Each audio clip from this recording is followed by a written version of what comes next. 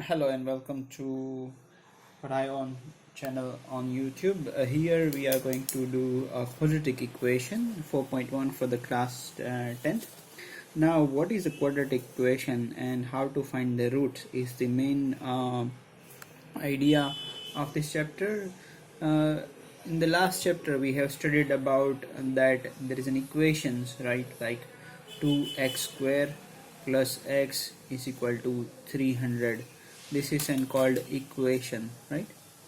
Now to solve this equation, right, what we were doing is to find out the value of x.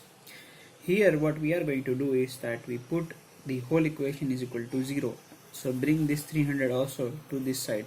So it becomes 2x square plus x minus 300 gives us 0, right?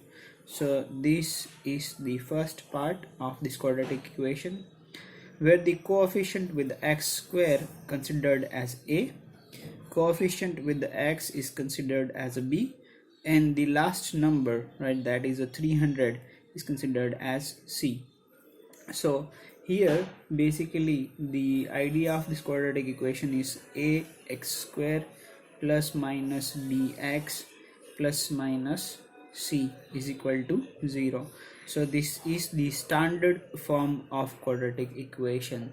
Now what we have to learn from this is that to find out the roots of this quadratic equation. Before that we need to first learn how to put any given equation into quadratic equation, right? So here in example 1 in the textbook it's given John and Jivanti together have 45 marbles, right?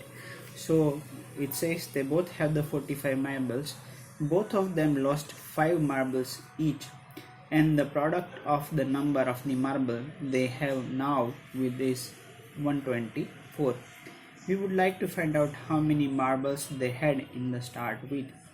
To find this real life situation or practical example, let's say John has x marbles and Jivanti has marble 45 minus x, right? Now this is the two values that we do have. Right now the product of them, right, so product of this marble, the number of marble left with the John when they lost 5 marbles, right? So both of have x minus 5 and Jivanti has 45 minus x minus 5, so she has 40 minus x, and the product of both them is 124. So what we are going to do is x minus 5 into 40 minus x is equal to 124.